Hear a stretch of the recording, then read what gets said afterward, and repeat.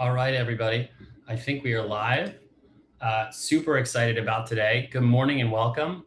My name is Peter Nolan, and I lead Asset and Wealth Management at Anthropic. There are over 9,000 of you registered for this session, which tells us something.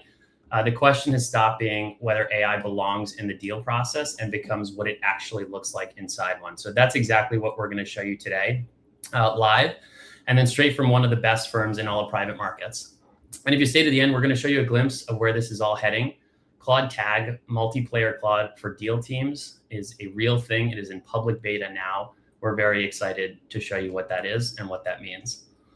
On the scoping front, today is built for private markets deal teams, the folks in diligence, portfolio ownership, and LP reporting. If your focus is portfolio value creation, we have done a tremendous amount of work with your community already and have a dedicated function led by my colleague, Jeff Bowes, that partners directly with GPs on keeping their portcos at the forefront of AI, but that's not our subject today.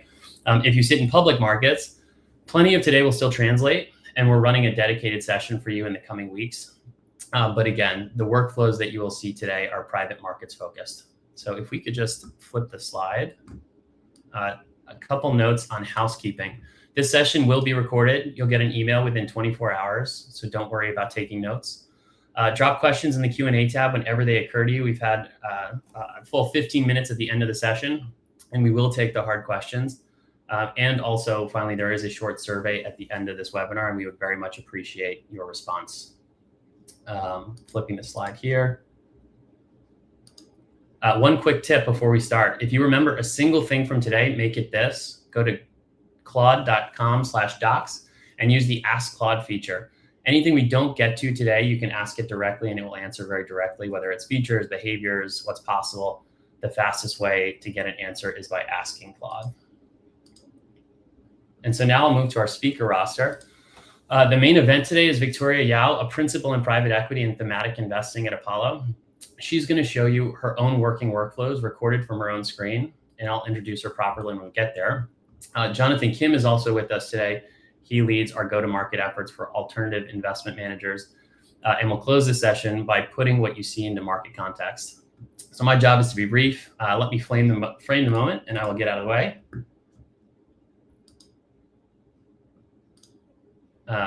So a couple of themes to call out, like why now is the big question. And here's why. First, a structural point. Investing is language work. SIMs, data rooms, filings, models, memos, LP letters. Your alpha comes from judgment, but ours tend to go into documents, reading, reasoning, and drafting documents. Not necessarily the best and highest use of time. This is what models do best. Second, AI has crossed the chasm from being a chatbot to being an agent. You are no longer asking questions. You're delegating multi-step workflows across your files and tools and getting back finished outputs. Third, the cost of intelligence continues to collapse. Every model generation delivers more capability per dollar, and that's growing exponentially, not linearly. Finally, fourth, as a result, the leading firms have stopped asking, can we use AI? And the question we now hear is, how fast can we roll it out and where? So what are we seeing across private markets? First, this isn't only us. FTI's 2026 Private Equity AI Radar found that 95% of funds report their AI initiatives are meeting or exceeding the original business case. For a tech this nascent, that is a remarkable hit rate. And now 41% rank revenue acceleration as their #1 AI priority. And so read that carefully. This has moved from being an efficiency gain to a performance story. Or said differently, investors are not just doing things faster, they're actually doing things better. What we see across our own customer base matches this. Deal teams, analysts are among the most prolific adopters of Claude Cowork and office agents anywhere across screening, diligence, monitoring, and reporting. And finally, adoption follows a familiar pattern. And so something to think about the rest of the webinar will be where your firm falls along crawl, walk, run. It always starts with individual power users who create powerful scripts, prompts, and workflows. Then it becomes codified team workflows that are used more widely. And finally, those workflows are rolled out firm-wide, and that's where Apollo sits. The honest takeaway is that a capability gap is opening between the firms that are doing this well and those that aren't. And so we hope to help firms on both sides. So our vision for investors is to move execution to orchestration. The investor of yesterday ran the screen, built the model, drafted the memo with the value tied to the hours of production. The investor of today delegates research, the first draft, the reconciliation, and spends time reviewing and deciding. But the investor of tomorrow orchestrates a fleet of agents across the whole workflow, and value concentrates where it should have: judgment, conviction, and risk-taking. One story that makes this concrete: a PM at a large multi-strat used to describe an idea in prose and hand it to a data scientist to build. And so the bottleneck was the handoff. Today, that PM prototypes the idea in Claude code and hands over working code to harden and scale. The handoff move upstream. That's the shift we're seeing in a nutshell.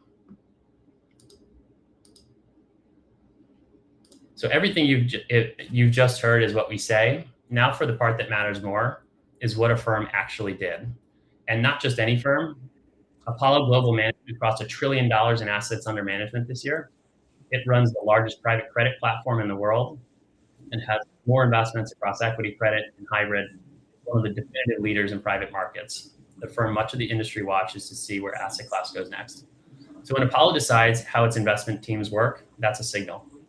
As mentioned, Victoria Yao is a principal in private equity and thematic investing there, and her mandate covers exactly what today is all about: implementing AI across the investment process, from automating standard workflows to transforming how teams invest. Her background is the classic investor's path: M&A at Perella Weinberg, tech private equity at Francisco Partners, a Harvard MBA, and a CFA. So when she shows you a workflow, it's because she's done it by hand and decided that this way is better. And so with that, Victoria, if you wouldn't mind, start with how Apollo first encountered Claude, what the evolution has been since, and then please show us some of your work. Thank you so much, Peter. That was a very, very kind introduction, and I'm super excited to be here with the Anthropic team today. So as Peter alluded to, Claude has been a major game changer for the Apollo team. Apollo first launched a Claude chat pilot in March, and the demand and creativity that we were seeing across the firm was so great that we expanded enterprise-wide just 2 weeks later. For Apollo, Claude has gone beyond being a source of one-off chats and a search engine. Our teams have now expanded our AI suite to include Cowork, Code, and all the Microsoft Office plugins. For the PE and thematic investing teams personally, almost 100% of our workforce use Claude actively, with Claude workflows running against our internal research, live deal data, as well as investment models. Today, I'll walk through how I use Claude across my research workflow, from the morning summary that starts my day, to the Excel analytics I run on live deals, and finally, to the presentation materials I built for the team. So I think first off, we're going to kick off with some Cowork workflows. So Claude Cowork allows us to go beyond one-off skill runs and chats to create end-to-end research workflows that improve over time with feedback. I use scheduled jobs on Claude Cowork to create a recurring morning summary that distills the equity research notes that hit my inbox daily. I also use Cowork to run a self-improving feed. These morning summaries always stay relevant to my work. Each week, Cowork looks at my inbox and pulls the AI-generated notes from our thematic investing team's IC meetings. It then goes ahead and updates a markdown file of our team's key focus areas, which my morning summary agent scans before scoring the research in my inbox and writing my briefing. So as you can see, the agent here is scoring each note on relevance to our focus areas, materialities for positions we hold, and whether it confirms or challenges an open thesis. It then orders the briefing accordingly so the most important notes show up first. This, by the way, is a real briefing that if anyone on my team is here, will recognize. Every link links back to its source note so that I can audit any claim in one click before acting on it. Another great example is how I use Cowork to manage my earnings reporting pipeline and coverage universe. As folks on this call will know, companies typically don't announce their earnings release date until just a week or two in advance. Associates used to have to manually remember to check for earnings announcement and then add calendar reminders that they were happening. Now, at the start of the week, Cowork checks which of my covered companies are reporting earnings that week. As you can see, this was a relatively tech-heavy earnings week. Cowork takes care of scheduling the previews and earnings tasks for the days on which these companies are going to report. Once these companies report their earnings, the scheduled tasks kick off the earnings summary autonomously without my input. And then Cowork just sends us flash notes in Teams, so we're up to the minute aware. And it also sends us longer form reviews in email, drafted in our house style. As with the morning briefing workflow, Cowork checks for prior context on a company, including open theses or watch list items from earlier analyses, and ensures that these are always addressed in its summary. When done, our agents make sure to write new context back to the company's entry in our knowledge base, so future runs benefit from the same feedback loop.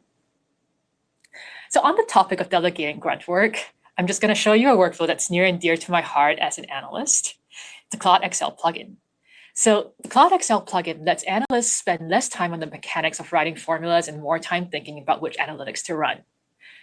Recently, I received a company model with dozens of tabs and raw ERP outputs that would have taken me hours to wade through manually. Instead, I had the Claude Excel plugin explain the file's contents, so I immediately knew what I had and what I could do with it. Using a targeted prompt and some Excel scaffolding to guide the output, I had Claude generate a cohort summary for me, and I told it to input dynamic formulas that I could trace and audit. This video is obviously sped up, but the entire process only took me a matter of minutes, with a few seconds of actual active time on my end. I always have Claude lay out every assumption behind its analyses to make it easier for me to audit.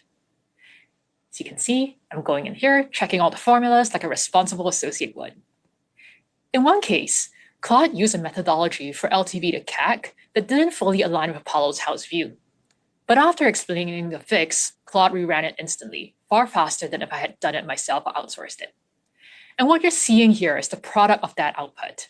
It's a full suite of investment outputs for a CPG company, generated and formatted by Claude. We have a summary P&L with EBITDA adjustments, customer retention curves, cohort curves, LTV to CAC analytics, you name it, we got it.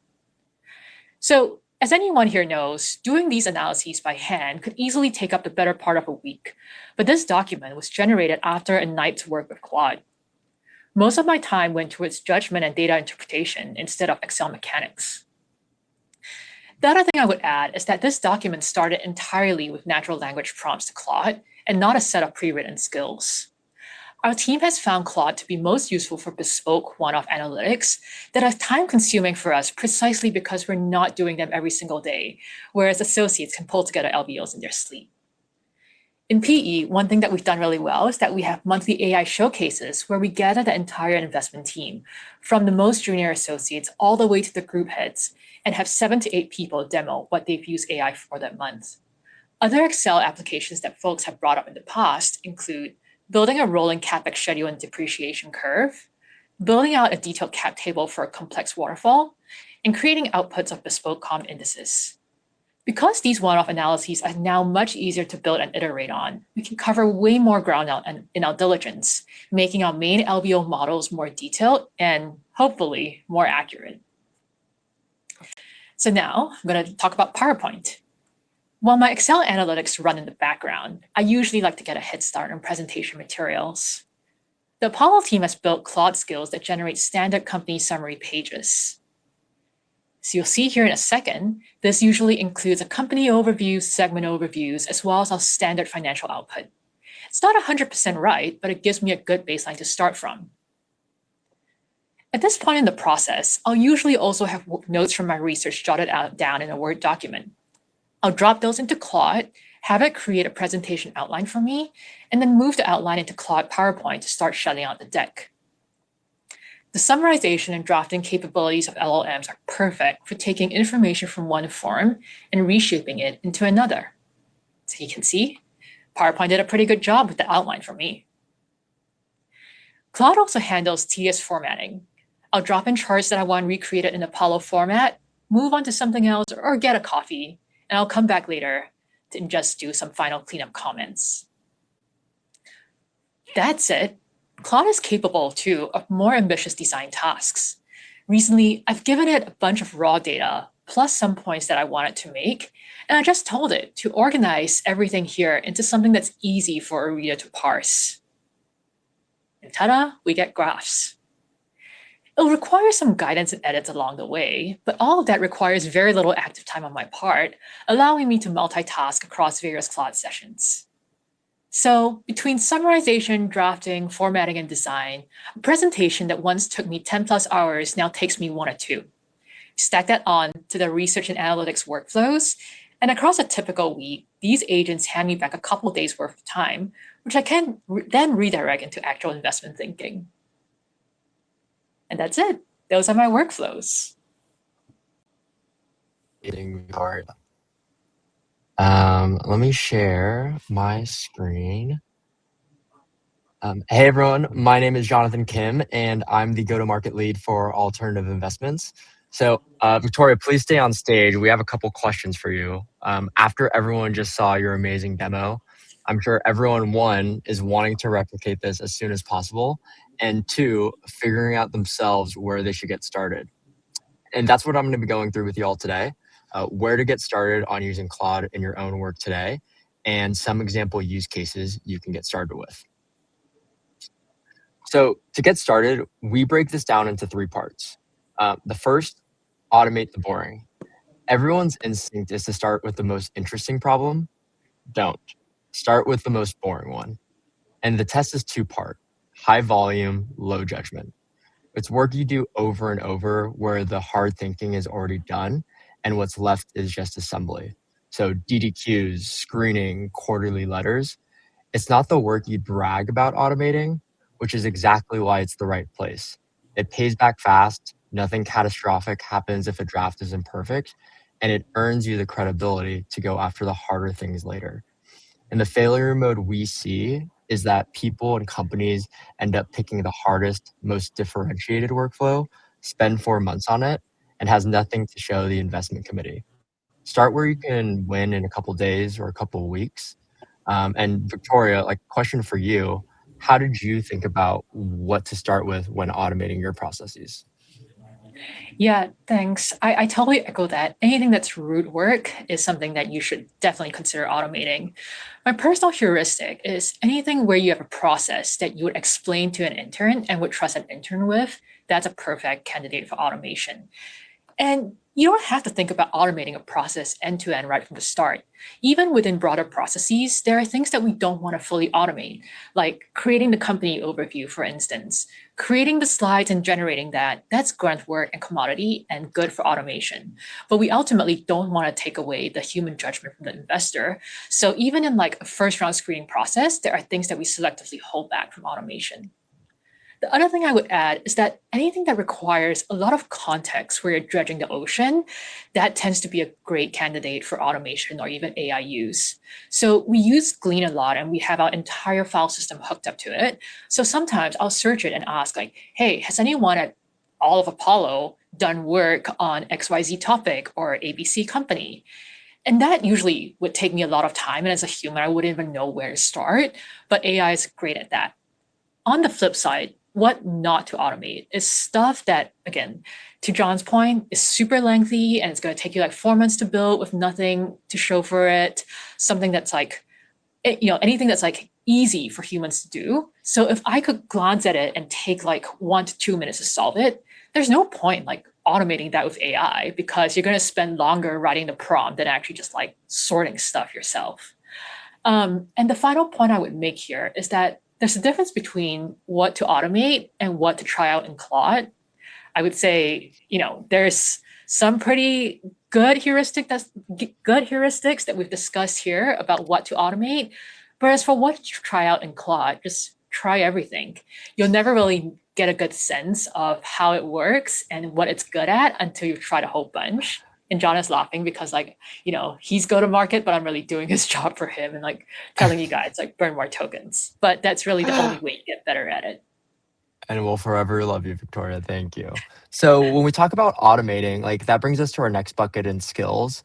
So when we think of skills and how we're enabling other firms to leverage skills, we say a skill is how you encode your firm's way of doing something. So that could be the memo template, the screening criteria, the model conventions.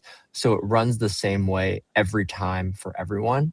And that line is simple, right? We build a skill when the format matters and the output recurs.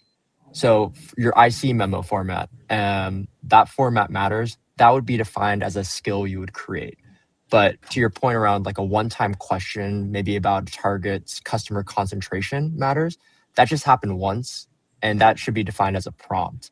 So for the people on the webinar, like remember, a skill nobody reruns is overhead, and teams typically get excited and build 15 to 20 skills all at once.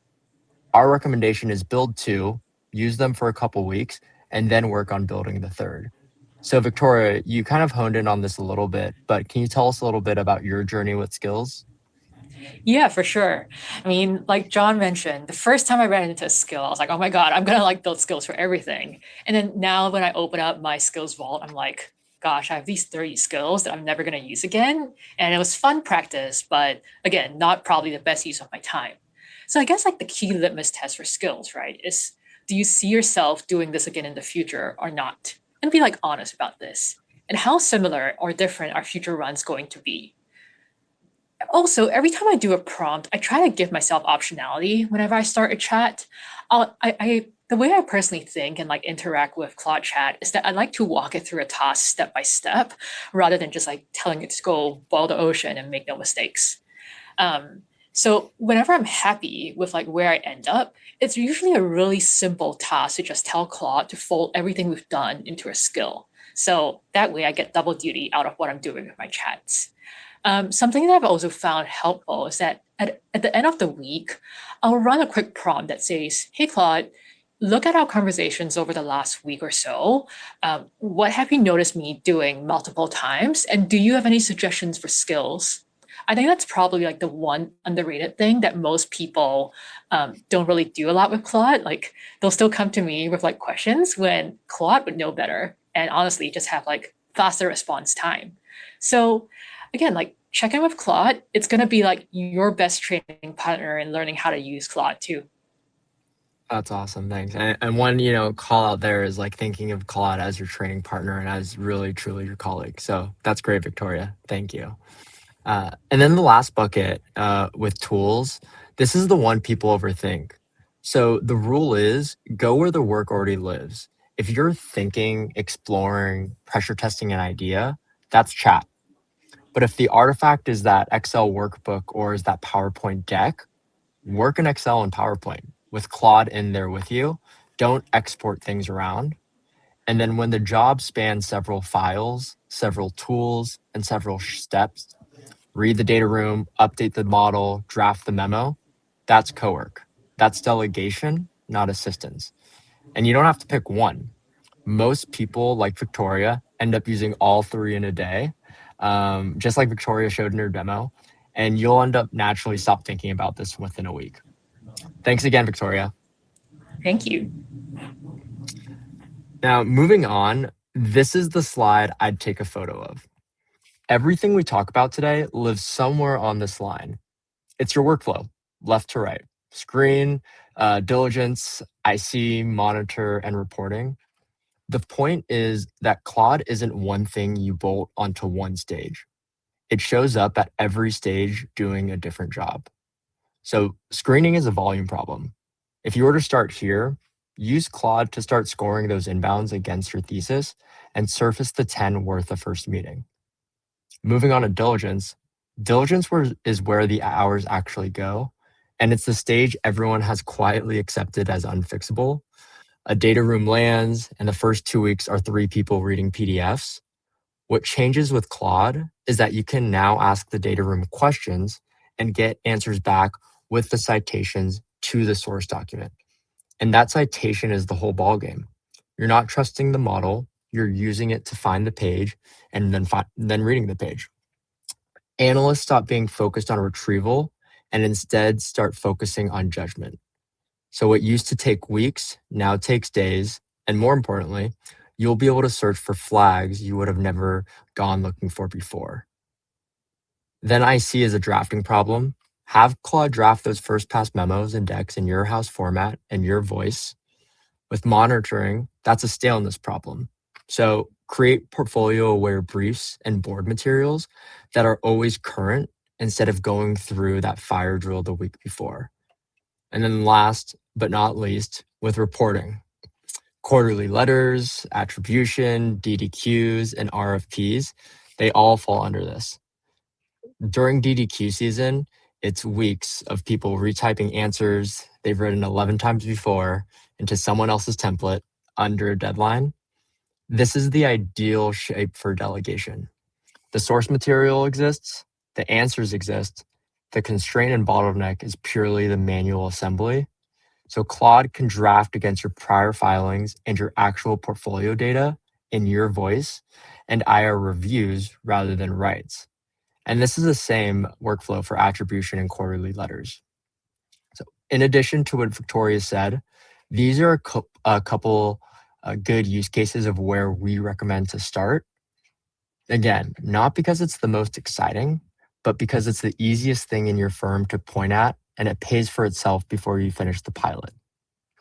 So to take a step back and recap, this is 5 stages across the investment lifecycle, one system, and the same context carrying across all of them. That's what makes this compound rather than just save time in 5 separate places. With that, I'm going to hand it back over to Peter, who's going to take you through what's coming up on our roadmap. Awesome. Thanks, you, JK. So a couple of themes that I think we've all discussed on this call. And Taylor, if you could help me bring back up the video demo. One, folks are asking, where do you use Claude? 2, how do you use Claude? And 3, what if numerical outputs from Claude aren't necessarily accurate? And so the answer is, sorry, Taylor, if you could just pause it quickly. If the answer is, you should just treat Claude like a coworker. And so now you can. So we're showing you here a demo of Claude Tag when Claude goes multiplayer.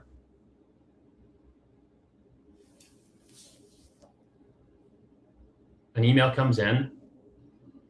Here's a SIM. It's going over to the deal team. The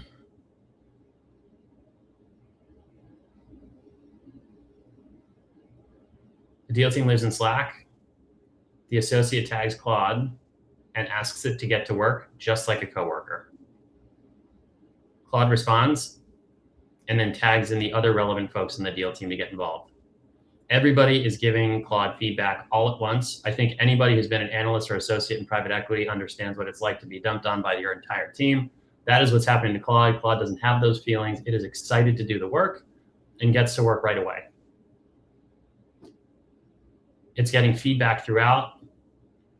It's correcting itself based on that feedback, and it's responding to the entire team simultaneously in Slack.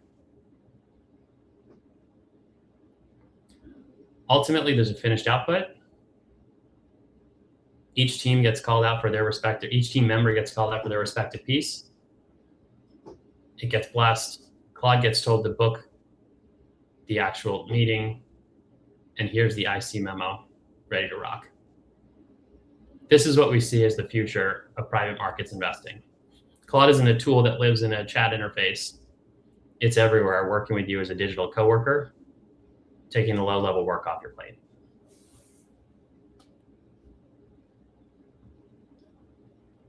And so with that, I think we'll take some Q&A. JK, come back on stage. Yep. So Victoria, I think a couple questions for you. They are, a lot of them are revolving around cowork. Like, was it your decision, or were you kind of like the end user around like getting cowork enabled from a compliance and IT perspective?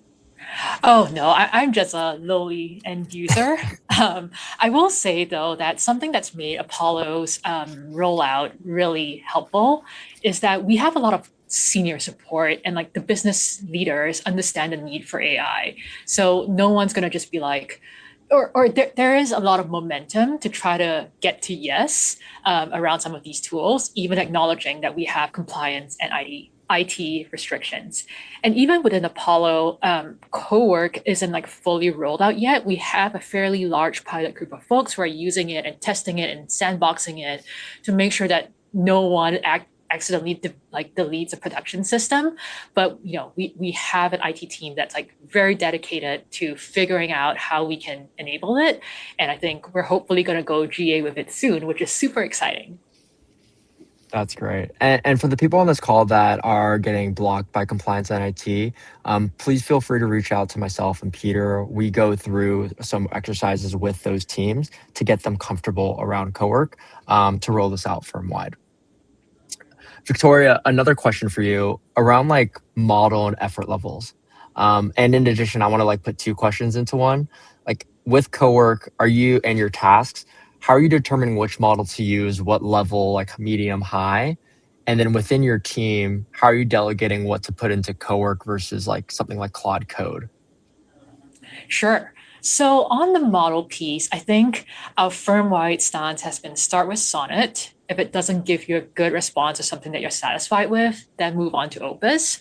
I think the more you use Claude, the more familiar you get to with like what the limits and abilities of each of these tasks are. If I need a really capable thought partner and I want to like beat up a thesis, or I want it to like help me think through all the edge cases, I really need Opus for that. But if it's stuff like, hey, help me copy like this bunch of cells down, or like move files from like one file system to another, Sonnet's more than capable of that, as is like Haiku. So, I think again, it's just like a matter of getting familiar with the team of agents that you're using and knowing what the capabilities are and directing them each to their highest and best use. Yep. No, that's great. And another question for you, like as you went through your demo, what data sources are you using that you're connecting to your Cowork and Claude environment? Because I think for the people on this call, a lot of them are using the market data and third-party vendors like FactSet, Bloomberg, S&P, et cetera, as well as their proprietary data. So curious how you are using that. Yeah, all of the above. I think personally, for us, pulling down market data is still done like the old-fashioned way. If it ain't broke, we're not going to try to fix it. I mean, on the margins, we do have things to try to make it easier for an associate to deal with market data once that's been pulled down. But from what I understand, the entitlements and access rights are a little bit more complex. So we're trying to keep it at the person-to-person level right now. So we'll have associates go to FactSet or CapIQ or AlphaSense and like pull down a whole bunch of research and drop it in. As to what data sources we use, it's all of the above, right? We have our typical market data. We also have it linked to our file system. The nice thing about Apollo is that we have a no walls policy. So I get to see files that have been created and uploaded by my counterparts in credit and like asset-backed finance and everywhere across the firm. So that's been like another really huge source of alpha for me. And yeah, I think those are the two main sources, right? Like public, private. Not sure if there's a third class, but if there is, you can be sure that Apollo is going to be getting on it. Thank you. Another question. Sorry, oh, go ahead. I realized I didn't answer your Claude Code versus Cowork question. No, go ahead. Yeah, I think it's a relatively personal choice. This was actually like a question that I put to the Claude team recently. Like, do you have preference? I personally use Claude Code a bunch just because I feel like it's personally easier for me to work with, and I like the little orange mascot that is there and like waves to me every time I open Claude Code. It's always nice to see a friendly face, and I feel like it does what Cowork does, and it feels a little bit smarter to me. But I think for people who are just getting started, Cowork's a really good set of training wheels. I use Cowork personally for like a few days before migrating over to Claude Code, and I actually feel that like Claude Cowork does like the scheduling tasks a little bit better, makes it a little bit smoother to set up. So, I'm not saying that everyone has to go straight into like code or bust. But yeah, like pick your tool. I've seen people be really successful with just Claude Chat. And yeah, so that's how I think about it. Yeah, thanks, Victoria. Another question that I can take is Tasper for around skills. The question is, if I want Claude to reference a library of Excel, Word, PowerPoint templates, what's the best way to store it in a way that Claude instances on my colleague colleague's machine and can access those templates as well. So one thing to keep in mind is that Claude, with those reusable skills, that can be shared across your entire company. So when you create a skill that references a template or a formula in Excel and Word, PowerPoint, that skill isn't living on your colleague's machine. That's living in your Claude firm's environment that you can easily call and reference that template for your own workflows. Moving down the list, I think, Victoria, maybe this is on the roadmap, but I think there's a couple of questions around evals. So like when you're building and testing these processes before you actually start using them, like, do you have any tips for knowing when a workflow is ready to release to the team versus when you're still going through the iterations and testing in the beginning? That's a really good question. Me personally, I'm an investor, so I dog food all of my own products. So for those who aren't aware, that means I use all my own little workflows and I make sure that they're ready to go. I've also worked a lot with very demanding principals and partners, and so I kind of have a good sense of what's going to pass muster with them versus not. And we take a pretty staged approach, right? Like we'll release pilots to folks, and if there's like good and positive reviews, we'll spread it out later. I mean, the thing about AI is that stuff evolves so quickly and so much spreads by word of mouth. You can't really keep good stuff a secret for too long. So one of my associates recently created something called a PIB generator. Most folks here are familiar with PIBs, and it's just a workflow that allows you to streamline pulling down all this public information and like putting in a cover page. And it just spread like wildfire via word of mouth in the bullpen. Everyone was like, hey man, I hear you have this PIB generator. Can you send it to me? So he obviously like did testing, and we're working with our engineering team now to harden it and make it enterprise grade so everyone across Apollo can use it. But like, you can't really stop this kind of good stuff from spreading. And you don't want to be like the person who's like, oh no, like I'm going to keep all my cool tools to myself because they're not ready yet. So I think we would say at Apollo, we kind of err on the side of rolling it out early and iterating. But yeah, I think it's different for every firm, and you have to kind of judge your firm's willingness to experiment. Yeah. Hey, Peter, there's been a couple questions again, like on, especially in financial services, getting like the proprietary data and getting their IT teams comfortable around letting Claude access that. Do you mind addressing this? Absolutely. So I think the specific question was around whether or not data that is subject to an NDA can be put into Claude, or how you get firms comfortable about that. This is a great question and an important one. The answer is, like, some things about AI are new and some things are not. Processing client data is fortunately not something that's new. So I would look towards the way that your firm has treated the cloud provider agreements. When you've added a new cloud compute, what has that done to your enterprise agreements and how has it been handled? The typical way to handle this is to consider us a service provider and include us in your enterprise contracts. That's the fastest path to moving forward. Beyond that, like, the IT team should absolutely do their full due diligence. If you go to trust.anthropic.com, you can pull down all of our SOC 2, ISO 27001, and other relevant security documents. So you'll be covered both from an InfoSec and legal perspective. Awesome. Thanks, Peter. A couple more questions. So around Claude design. So in Victoria's demo, you saw that she was using the PowerPoint plugin. But to Melissa's point, we also have another product called Claude Design. Recommend trying that out as soon as possible. That is our beta feature. You can see Claude Design when you go into your Claude environment in the bottom left-hand corner. Rather than me taking a stab, probably that's a whole separate webinar. Just try using it. So again, it's using Claude. Ask a couple questions. You can upload the template for your firm's standardization in there, and just give it a go. The next question is around organizing your AI roadmap.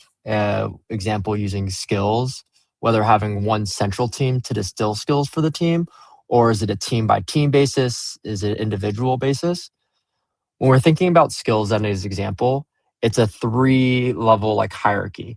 You have organization-wide skills. So that's a skill that anyone in the organization can use that you believe can be standardized, such as like a PowerPoint template.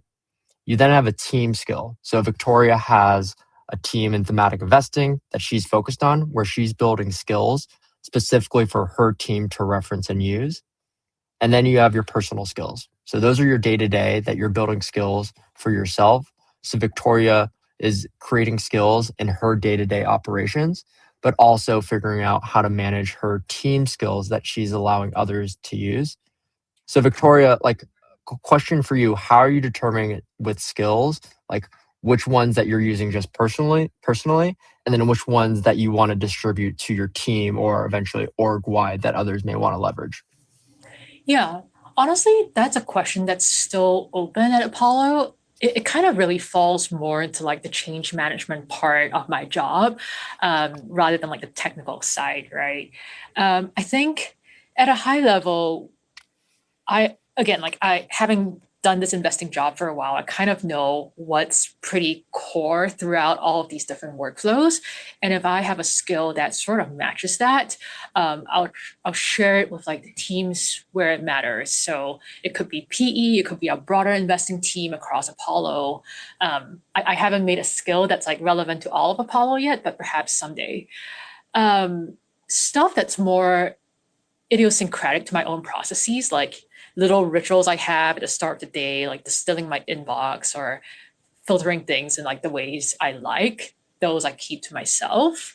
But I think what we're trying to do around this is to create a culture where we talk about these very openly via our monthly AI updates.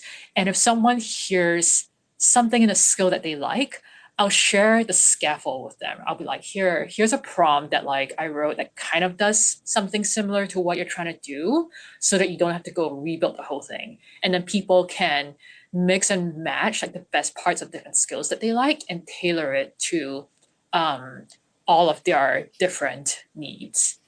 And I think this also ties into like a broader philosophical question, right? Like, are we having a single SWAT team go in and like build skills that we're telling everyone to go use, or are we enabling the broader population of investors to go DIY it yourself? I think the answer is both. For some bigger builds, like we have an engineering team that sits on our PE floor, they're like dedicated to the PE team. When the stuff that requires more heavy like enterprise backend work, I'll like turn to them and be like, hey guys, can you help me codify the skill that we could use for a bunch of people? But we also like want to encourage folks to experiment and start automating their workflows, because we don't want this team to be a single bottleneck. So I think it's a question of like equipping everyone with like the basic skill, or sorry, like the basic small s skills to start using Claude. And kind of inculcate like the logic of like what Claude is good at, so they can start brainstorming it. And now you have like 50 people developing skills across your org instead of just 5. Yeah, no, thank you. So a couple other questions that we're going to knock out quick. Is Claude Tag coming to Teams? The answer is yes. This is coming soon. The other one is, are these Claude skills and plugins available for free, or do you have to set this up manually? After this, I think we will send the recording or the deck, but there are pre-built skills, a Claude for Finance plugin that has a repository of skills that you can use out of the box. This does not cost anything. The only thing charge is the usage. So when you are actually querying and working with your colleague Claude. Moving to kind of a deeper question around Excel, Victoria, this is again to you. So the question from Christopher is, for those Excel analysis you are having Claude run, how are you building the chart outputs after? Are those still being created by hand, or is Claude building the outputs that are then pasted into the PowerPoint deck? Or does Claude also put them in the PowerPoint deck? How does this last mile work from getting Excel analysis into a polished PowerPoint? I think, again, this is kind of like that manual labor, right? In this investment life cycle, that it is insane to think about like that could be automated, but would love like your answer there. Yeah, no, I mean, Claude built all my graphs for me. Like I wasn't going to go in and spend all this time like formatting stuff. I was just like, hey, here's like, I want a bar graph with like, or a cohort parfait chart. I actually use those words and like it actually built that for me. Or I'll say like, I want a line graph with this thing on like the x-axis and this thing on the y-axis, and then plot like different cohorts as lines, and it'll just do it. Again, like think of it as like explaining stuff to an intern. It probably wouldn't happen as good if I just told it like, build me graphs, and then I would probably have come back to like a bunch of slop. But if I took the time to like sit down with it and explain the graphs and build it all in Excel, and then all I had to do was just go into Excel and migrate the graphs over to PowerPoint. So that last mile thing isn't quite there yet, but I'll leave that as like a to-do for the Claude team. Great. Thanks, Victoria. A couple other questions. Sorry, going through the list. I think a big one that a lot of people are thinking about is like token usage. Like, are you tracking individually, team, of like how much you're spending? And like, are you is the firm being conscious of your usage, or are you being conscious of your usage, or you're kind of just letting it rip and going? No, I mean, well, this is coming from like an HBS article, but what gets measured gets managed. So at Apollo, we would never just let token spend go unchecked. We definitely do keep tabs on everyone's token expenses. It's also a way for us to make sure that folks are using AI and getting value out of AI. That said, we try not to be a police state about it.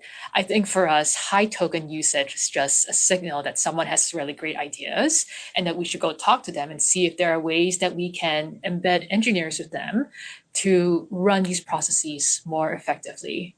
I think there are some things that are still better done by a series of like deterministic rules, rather than like throwing LLMs at it. But that's something where we bring in engineers to make a smart decision. Oh, that's great. Maybe one or two more questions. How does this is from Joanne? Like, how does Apollo approach the build versus buy decision for AI workflow tools? There's a ton of AI tools out there today. So this build versus buy is a kind of a big question that a lot of firms and leaders are asking their leadership. So curious how Apollo and you have been approaching this. Yeah, 100%. At Apollo, we had to be super intentional about this. I sat down with like folks and like we've had high level road mapping session to be like, what skills and competencies do we care about keeping in-house? What do we want our associates to be able to learn and develop versus what stuff do we feel like other people can do better? So examples like, we're not going to train our own LLM, right? Like Claude's doing that, so why should we?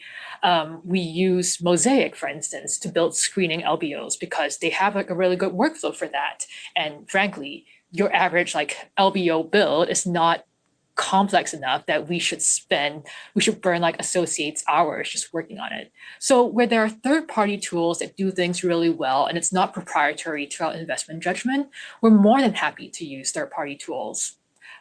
We just want to use the best of breed and make sure that's available to all of our investors.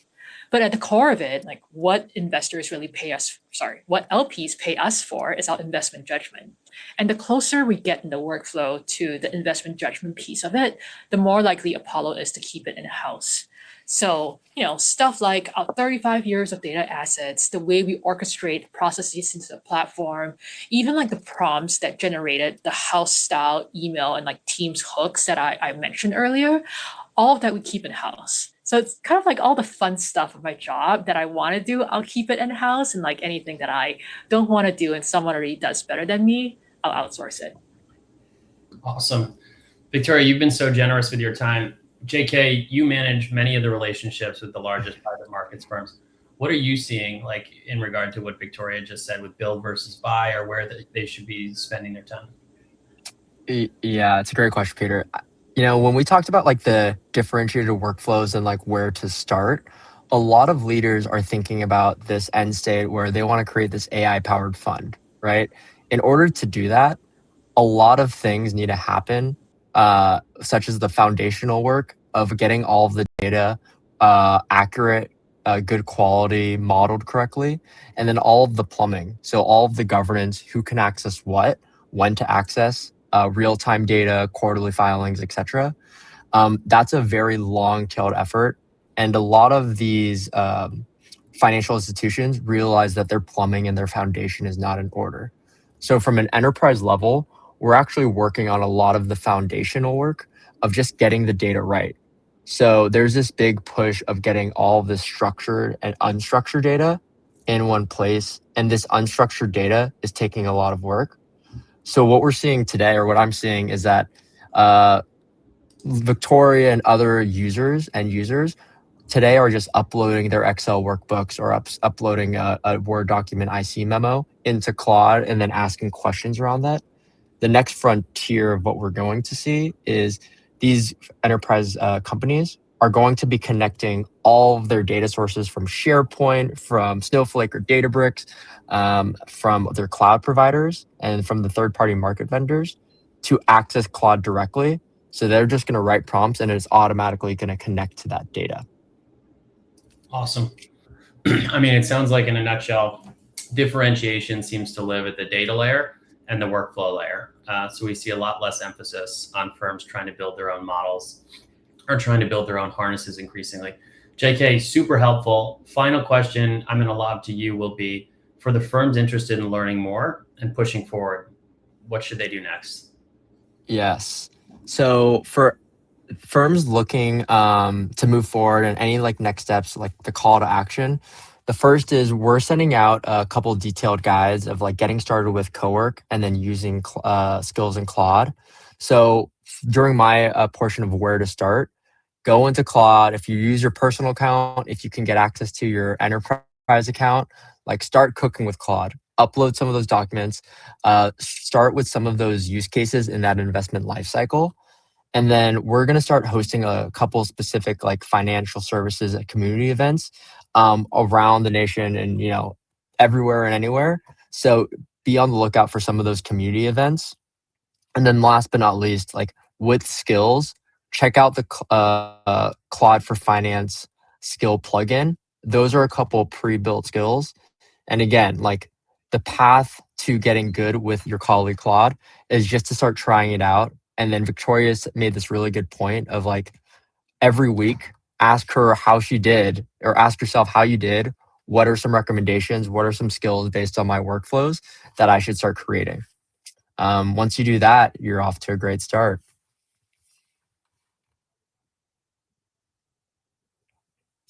Awesome. Thank you everybody for the time today. Please use these materials. I just dropped a note into the chat. Please don't reach out via LinkedIn PM. We will politely not answer you. We love all of you. We have just lost our messaging way long ago. Thank you so much for the time. Very excited about this. Victoria, thank you. And have a great weekend, everybody. Thanks for having me, guys.